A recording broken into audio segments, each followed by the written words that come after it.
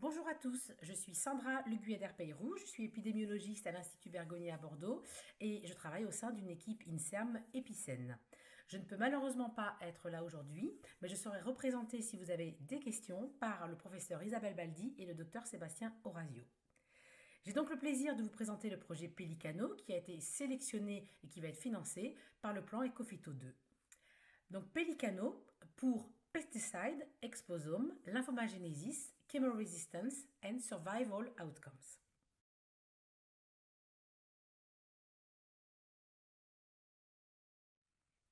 Quel est l'objectif du projet? Eh bien, c'est d'évaluer l'exposome aux pesticides chez les sujets humains, que ce soit exposition professionnelle, résidentielle et domestique, afin de déterminer son impact sur la lymphomagenèse, la résistance à la chimiothérapie et la survie des lymphomes. Nous avons donc trois objectifs. Le premier est de documenter l'exposome aux pesticides, professionnels, résidentiels et domestiques, des patients atteints de lymphome. Pour cela, nous utiliserons la cohorte REALISA, une cohorte prospective multicentrique de patients atteints de lymphome qui a été mise en place en France dans 35 centres investigateurs. Cette année, nous allons atteindre notre objectif d'inclusion qui est de 6000 patients inclus d'ici fin 2023. Le deuxième objectif est d'étudier les mécanismes de la lymphomagenèse. Pour cela, nous allons étudier la signature transcriptomique liée à l'exposition aux pesticides sur la cohorte REALISA et comparer cette signature à celle observée dans les lymphomes canins issus de zones à forte exposition. Nous souhaitons aussi évaluer si différents pesticides utilisés en agriculture entraînent des changements épigénétiques et de l'instabilité génomique dans des cellules B normales similaires à celles observées dans les cellules de lymphome issues de patients exposés aux pesticides. Enfin, troisième objectif est de cartographier la survenue de lymphome canin dans l'environnement des propriétaires et en particulier ceux ayant une exposition résidentielle et domestique élevée aux pesticides, afin de documenter le rôle du chien de compagnie comme un animal sentinelle et d'explorer la biologie des cas de lymphome canin chimio-résistant ayant eu une exposition antérieure élevée aux pesticides.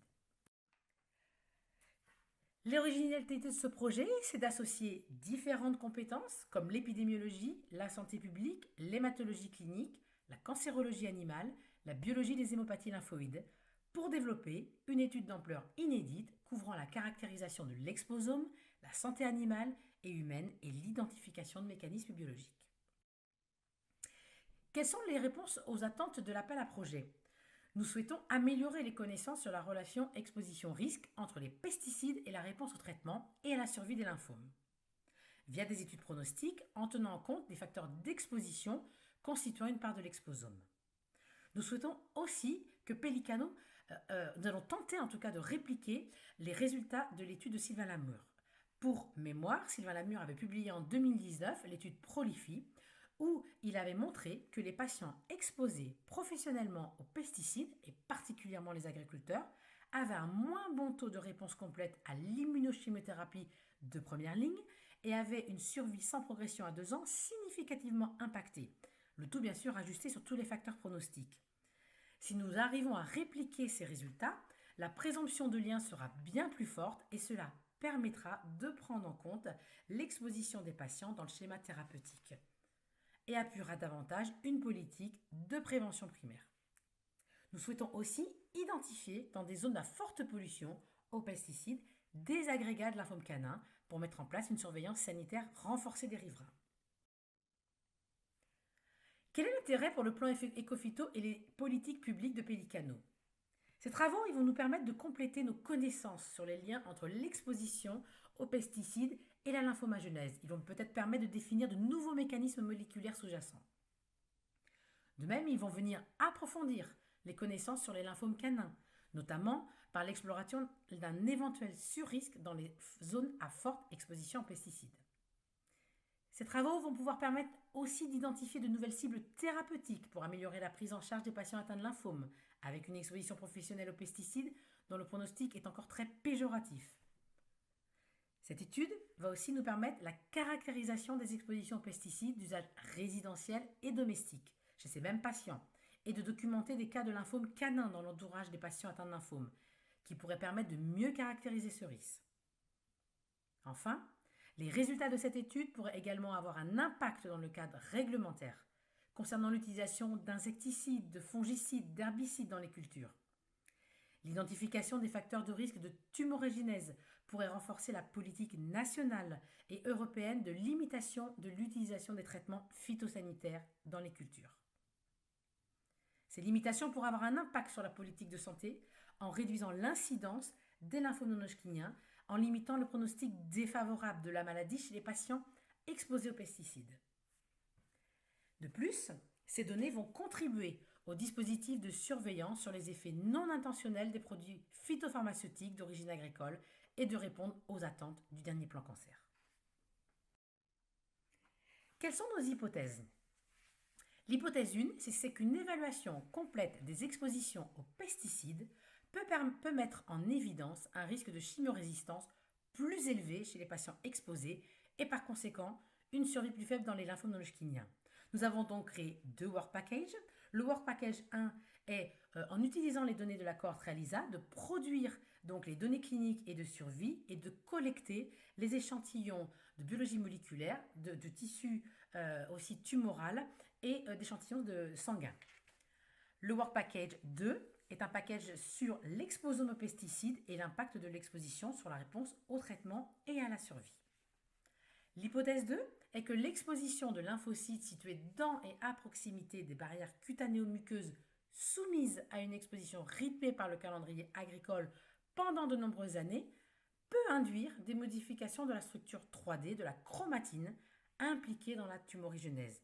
Nous avons donc créé spécifiquement un Work Package 3 sur les travaux sur la lymphomagenèse. L'hypothèse 3, c'est que dans les zones à forte exposition aux pesticides, il peut y avoir aussi un surrisque de lymphome canin. Nous avons donc créé aussi un Work Package 4 sur le modèle animal. En se servant, donc l'idée c'est de se servir de la cohorte REALISA pour identifier chez les patients atteints de lymphome, et en particulier ceux de lymphome diffus, ceux qui ont des animaux de compagnie, et parmi ceux-ci, ces animaux qui sont atteints aussi, qui auront eu des cancers et des lymphomes. Quels sont les résultats attendus et comment espérons-nous les valoriser ? Nous souhaitons bien sûr présenter et valoriser dans le domaine de santé-environnement, et notamment auprès des institutions comme Santé publique France, l'Institut national contre le cancer. Nous souhaitons aussi diffuser sous la forme de publications scientifiques dans des revues que nous espérons de haut niveau, étant donné la pertinence du sujet, la puissance du système biologique et l'arsenal dont nous disposons pour aborder cette étude. Nous souhaitons aussi sensibiliser les hématologues et les cancérologues pour le suivi de leurs patients qui seraient le plus exposés aux produits phytosanitaires en communiquant dans différents congrès d'hématologie, que ce soit au niveau français, européen ou américain. Enfin, nous avons un versant animal, donc nous souhaitons aussi aller communiquer aux différents congrès vétérinaires français et internationaux. Voici un schéma des 6 équipes qui vont donc travailler sur le projet Pelicano.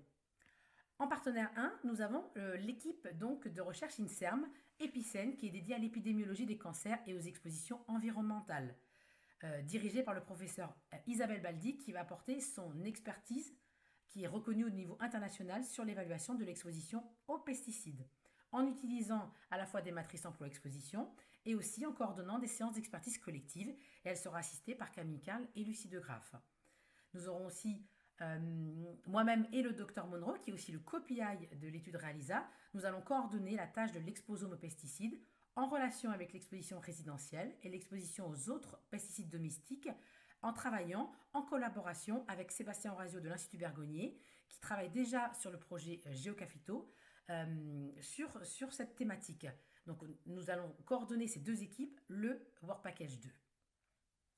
En autres partenaires, nous avons les hospices civils de Lyon qui sont les promoteurs de la cohorte REALISA, où travaille le professeur Hervé Guéquière, qui est aussi un des co-PI de l'étude REALISA, et la structure, le LISARC, qui est la Lymphoma Academic Research Organization, qui est la plus grande structure académique européenne dédiée à la recherche sur le lymphome. Et nous travaillerons avec Aurélien Bello et Adéline Bernier sur le Work Package 1.